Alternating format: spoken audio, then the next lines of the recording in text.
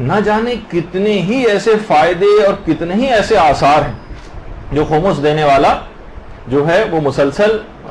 جن سے فائدہ اٹھاتا جاتا ہے اور اس طرح سے آگے بڑھتا چلا جاتا ہے. اور اگر ہم اس کے خمس کے فائدے دیکھیں اور آثار دیکھیں، خمس تقویت دین کا ایک بہت بڑا سبب، تقویت دین کا یہ خود یہ جو ہیڈنگ ایک لحاظ سے خمس تقویت دین کا سبب ہے، یہ خود ائمہ معصومین کے الفاظ ہیں باقاعدہ کہ اس سے دین کی مدد ہوتی، جو کہ آگے چل کر ابھی میں تیز رفتاری سے گزر رہا ہوں تاکہ اپنے موضوع پر جلد سے جلد جو ہے اس کو اختتام پذیر کیا جائے آج کے حد تک. دوسرا اس کا آثار اور فائدہ یہ کہ آپ کا مال پاک ہو جاتا ہے. اب آپ اطمینان سے اپنے مال کو استعمال کر سکتے ہیں. اب اس سے جو پرورش ہوگی اپنی اولادوں کی بالکل صحیح پرورش ہوگی، اور ان کی پرورش میں وہ آثار بھی نظر آئیں گے کہ جو کہ مال حلال کے حامل افراد کی جو پرورش کے آثار ہوتے ہیں وہ ان کے اندر نظر آئیں گے مال پاک ہونے کے بعد. آج کل کے دور میں بہت سارے والدین جو اپنے بچوں کے حوالے سے بہت زیادہ پریشان ہیں،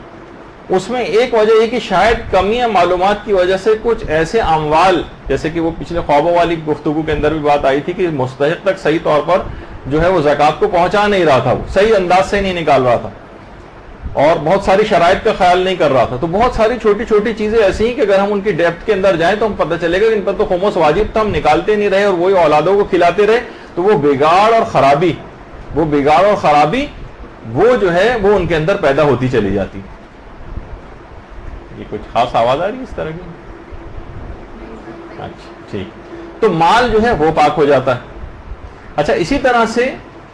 اس کے بعد کہ رسول اور ائمہ سے اس کی وفاداری ثابت ہوتی، جیسے کہ آگے چل کر ہمارے 8ویں امام علی رضا علیہ الصلوۃ والسلام، اللہم صل علی محمد ان کی ایک حدیث آگے چل کر ہم بیان کریں گے. جب امام نے خراسان سے آئے ہوئے لوگوں سے کہا تھا کہ تم زبان سے تو ہمارے بہت محب بنتے ہو مگر ہمیں ہمارا خمس نہیں دینا چاہتے، یعنی ائمہ سے وفاداری ثابت ہوتی ہے. جو شخص بھی رسول اور ائمہ جو بھی خمس دیتا ہے وہ ایک لحاظ سے ان کا وفادار اپنے آپ کو ثابت کرتا ہے، ان کا حق ان کو دے رہا. اسی طرح سے مخالفین سے آبرو کی حفاظت کی جاتی. یہ خود بھی امام معصوم کا جملہ ہے کہ خمس سے ہم اپنے مخالفین سے اپنی آبرو کی حفاظت کرتے ہیں. اور آپ دیکھیں یعنی واقعی کسی سے مانگنے کی ان کو ضرورت پیش نہیں آتی، نہ اداروں کو مانگنے کی. اگر ہر لوگ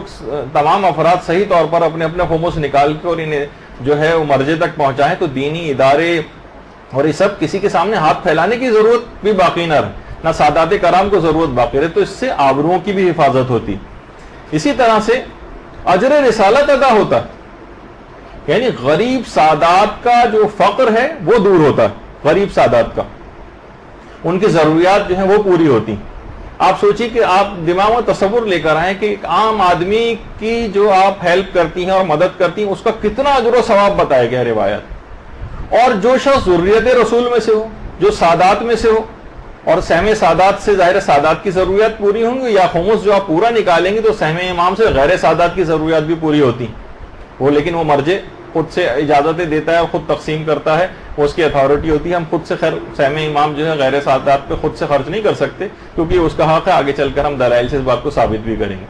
تو اس سے بہرحال کیا ہے، اجر رسالت ادا ہو رہا ہے. اب پیغمبر 1400 سال گزرنے کے بعد بھی ہم ذریت رسول کا ویسا ہی احترام کر رہے ہیں، ان کو ہر طرح کی سہولت پہنچانے کی کوشش کر رہے ہیں، ان کی غربت کو دور کر رہے ہیں. یہ ایک بہت بڑا فائدہ.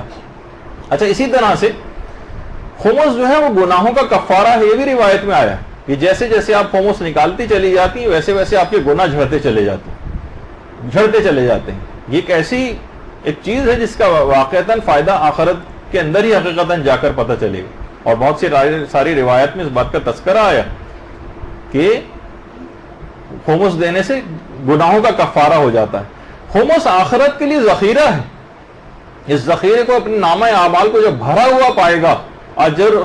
ثواب اور نیکیوں سے، تو پھر اس کو اندازہ ہوگا کہ ارے یہ جو معمولی سے تھوڑے تھوڑے پیسوں کا بھی میں خمس نکالتا تھا، جتنا واجب ہوتا تھا اتنا نکال دیتا تھا، چاہے وہ مال قلیل چاہے کتنا کیوں نہ ہو، لیکن اس کا اجر و ثواب بے انتہا اتنا زیادہ کہ حیران رہ جائے گا وہ آخرت میں.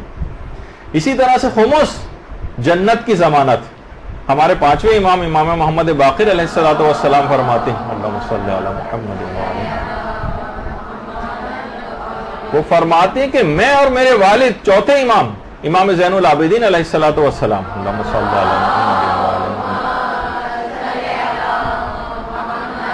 وعلی محمد، ہم اس کی جنت کے ضامن ہیں۔ جو شخص بھی خمس نکالتے ہیں ہم اس کی جنت کے ضامن،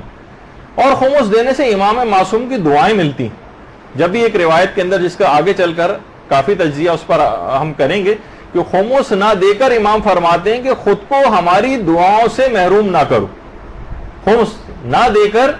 اپنے آپ کو ہماری دعاؤں سے محروم نہ کرو۔ اس کا مطلب ہے خمس دینے سے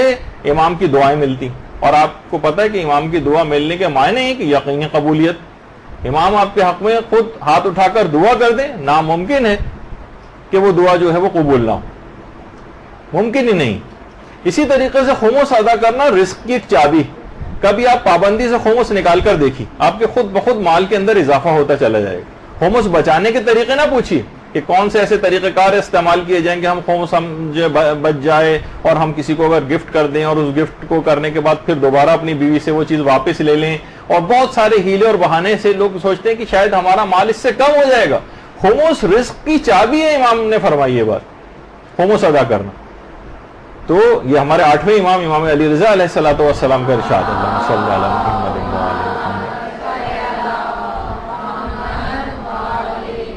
خمس سے زندگی میں مالی نظم و ضبط آتا، انسان اپنا حساب و کتاب کرنے لگتا ہے کہ میں جو ہوں کتنا میں نے اس سال جو ہے وہ فائدہ کمایا، اپنے زندگی کی بہت ساری چیزیں کون سی بغیر استعمال کی پڑی ہوئی ہیں، انسان ان کی طرف متوجہ ہوتا ہے، کسی اور کو دے دے اس سے پہلے کہ مثلا جو ہے خمس واجب ہو، بہت سی چیزیں اگر استعمال نہیں کی ہیں اس نے، تو بہت سارے یعنی زندگی کا حساب کتاب اس کے پاس آنے لگتا ہے، وہ کاپی مینٹین کرنے لگتا ہے، اپنے اکاؤنٹس کو دیکھنے لگتا ہے، چھوٹی چھوٹی چیزوں کا حساب کرنے لگتا ہے، الماریوں کو کنگال کے دیکھنا پڑتا ہے، کوئی ایسی چیز تو نہیں ہے کہ ڈیٹ ہماری آنے والی ہے اس کے اوپر خمس واجب ہو جائے اور وہ بغیر استعمال کیے ہمارے پاس پڑی ہوئی۔ تو اور سب سے بڑھ کر یہ ہے کہ امام خمس دینے والے کی نماز جنازہ میں خود شریک ہوتے ہیں، اللہم صلی علی محمد وعلی محمد۔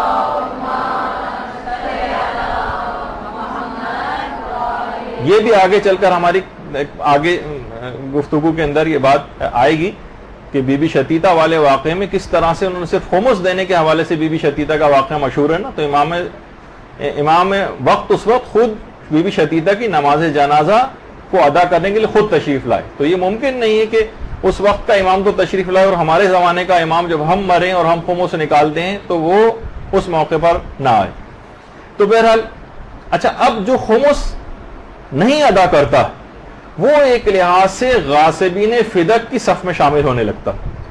غاصبین فدق، جو کسی شاعر کا شعر بھی ہے نا کہ خمس دینا مودت کی ایک شرط ہے اور نہ دینا بھی مثل فدق ہے گناہ، حق سعادت و زہرا کے مقروض سے جب تبرہ سنا تو ہنسی آ گئی۔ تو واقعی ویسے خوب تبرہ کر رہے ہیں، لیکن کیا ہے، خمس نہ دے کر غاصبین فدق کی لائن میں خود جا کر شامل ہو رہے ہیں۔ خمس سے جو ترویج دین ہوتی اور دینی مراکز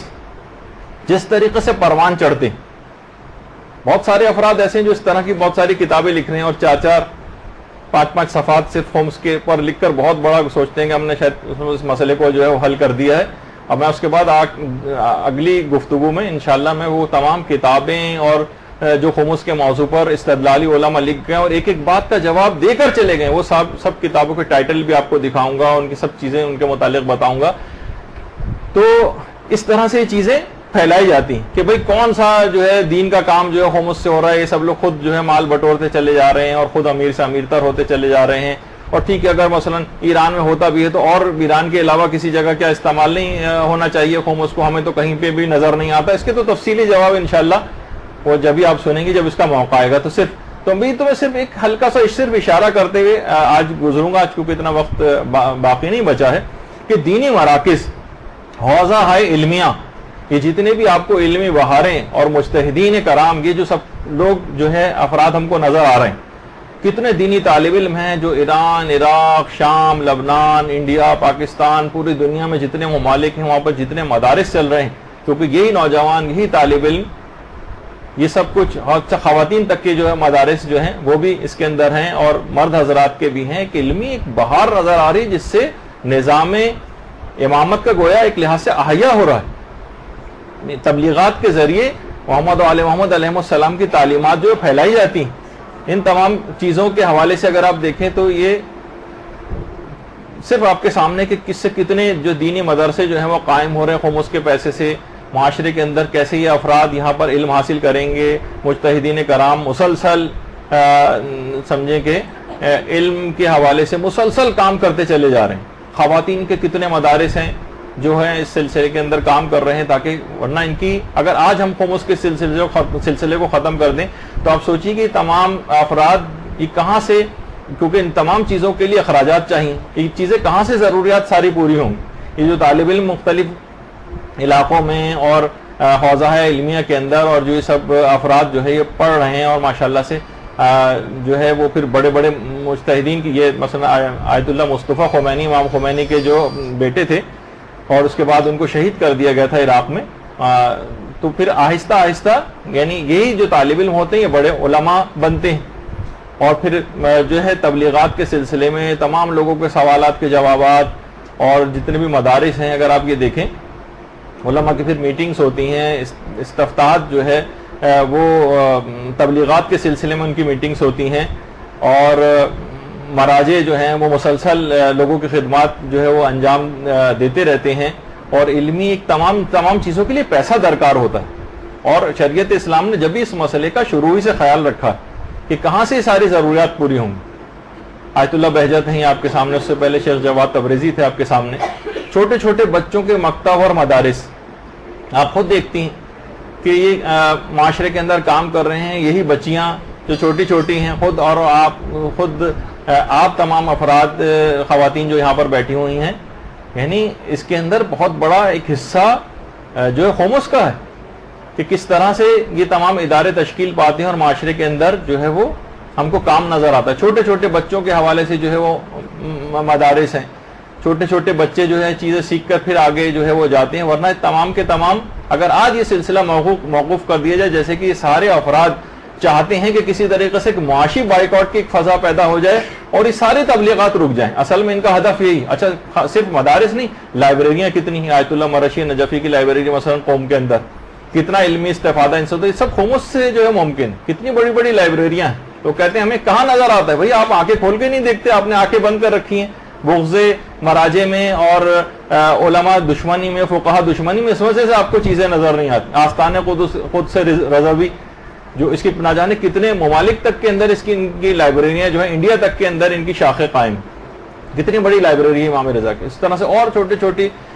جو ہے لائبریریاں, بڑی لائبریریاں, درمیانی درجے کی لائبریریاں. اسی طریقے سے کتنے ایسے افراد ہیں جو مختلف ممالک سے حوزہ علمیہ کے اندر تعلیم حاصل کر, افریقہ سے, امریکہ سے, یورپین ممالک سے اور کہاں سے تبلیغات وہاں آتے ہیں سیکھنے کے لیے, اور پڑھ کر پھر اپنے ممالک کے اندر واپس جاتے ہیں.